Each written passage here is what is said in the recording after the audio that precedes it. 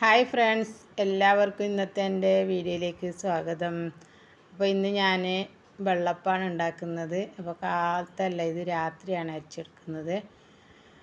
രാത്രി അരച്ച് വെച്ചിട്ട് രാവിലെയാണ് അപ്പം ഉണ്ടാക്കുന്നത്. അപ്പോൾ അതിന് വേണ്ടിയിട്ട് പച്ചരി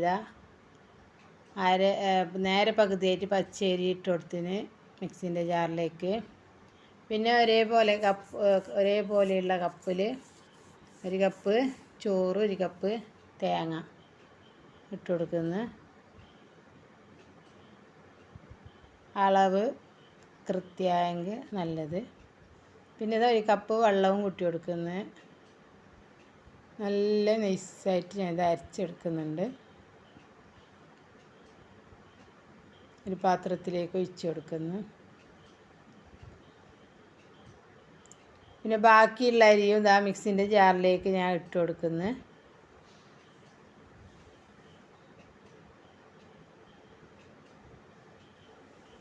ഇതുപോലെ തന്നെ ഇറക്കണം. ഒന്നിച്ചിട്ട് ഇറക്കാൻ പാടില്ല. 2 ലെയറായിട്ട് അരച്ചെങ്കിൽ നല്ലത്.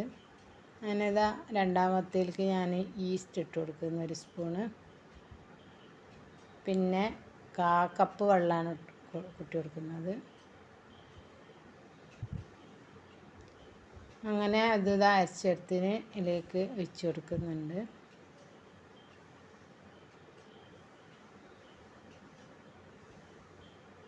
നല്ല പോലെ മിക്സ് ആക്കിയിട്ട് നമുക്ക് മൂടി വെക്കാം. ഈ വീഡിയോ നിങ്ങൾ കണ്ടുകൊണ്ടിരിക്കുമ്പോൾ നിങ്ങൾക്ക് ഇഷ്ടപ്പെടുന്നുണ്ടെങ്കിൽ ലൈക്ക് ചെയ്യുക, ഫാമിലിക്ക് ഫ്രണ്ട്സിന് ഷെയർ ചെയ്യുക, കമൻറ്റ് ചെയ്യുക. സബ്സ്ക്രൈബ് ചെയ്യാതെ ആരെങ്കിലും കാണുന്നുണ്ടെങ്കിൽ സബ്സ്ക്രൈബും ചെയ്യുക. വീഡിയോയും ആഡ്സും ഫുള്ള് സ്കിപ്പ് ചെയ്യാതെ കണ്ട് സപ്പോർട്ട് ചെയ്യുക. അങ്ങനെ രാത്രി മൂടി വെച്ച് ഇപ്പോൾ രാവിലേക്ക് ഇതുപോലെ ആയിട്ടുണ്ട്. ഇനി നമുക്കിതിനെ നല്ല പോലെ ഒന്ന് മിക്സാക്കിയിട്ട് എടുക്കണം. ഇതിലേക്ക് നമ്മൾ ഉപ്പിട്ടിട്ടില്ല, കുറച്ച് ഉപ്പിട്ട് കൊടുത്തിട്ട് നല്ല പോലെ നമുക്ക് മിക്സാക്കിയിട്ട് കൊടുക്കാം.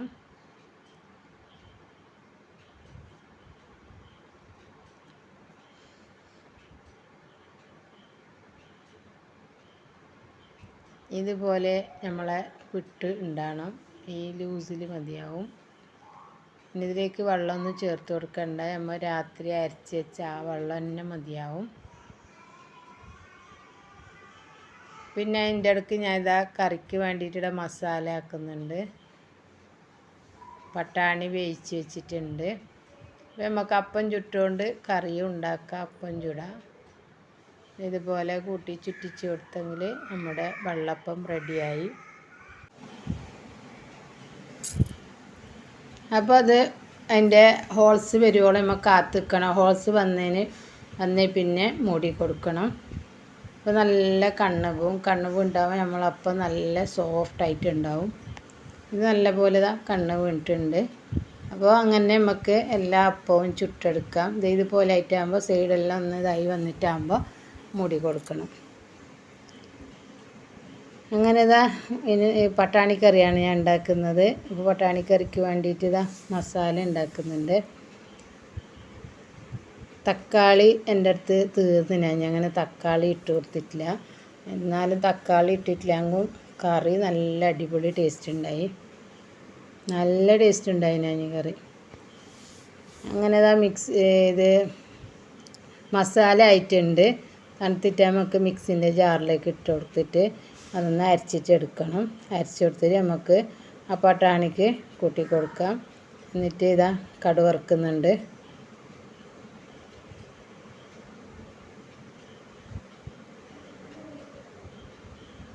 ഇപ്പോൾ നമ്മുടെ അപ്പവുമായി പട്ടാണിക്കറിയുമായി ചായയൊക്കെ കുടിച്ച് എല്ലാ പണിക്കും ഒരുങ്ങിയിട്ടുണ്ട്.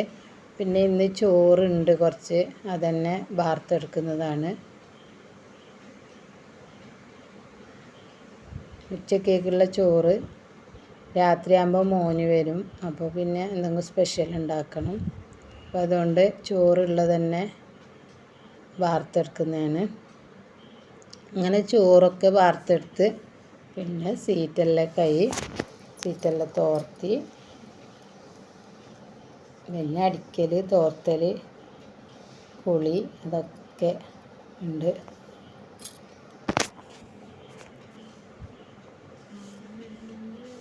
അപ്പോൾ അതൊക്കെ കഴിഞ്ഞിട്ടുണ്ട്. അപ്പോൾ എനിക്കിന്ന് കുറച്ച് അമ്പട്ട കിട്ടിയിട്ടുണ്ട്. അമ്പട്ട എന്നാണ് ഞങ്ങൾ പറയുന്നത്.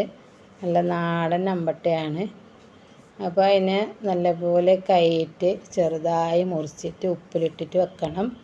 നല്ല ഇന്ന് ഉപ്പിട്ട് വെച്ചാൽ 2 ദിവസം കഴിഞ്ഞിട്ട് നമുക്ക് അച്ചാറുണ്ടാക്കാമല്ലോ. അപ്പോൾ അച്ചാറുണ്ടാക്കാൻ വേണ്ടിയിട്ടാണ് ഇത് ഉപ്പിലിട്ട് വെക്കുന്നത്. നല്ല എളുത്ത് അമ്പട്ടയാണ്. നല്ല ടേസ്റ്റ് ഉണ്ട്. അങ്ങനെ കഴിക്കാനായിട്ട് തന്നെ നല്ല ടേസ്റ്റ് ഉണ്ട്. അപ്പോൾ ഇന്നത്തെ വീഡിയോ ഇത്ര തന്നെ. ഇനി അടുത്ത പുതിയൊരു വീഡിയോ ആയിട്ട് വരാം. Bye bye. Thanks for watching.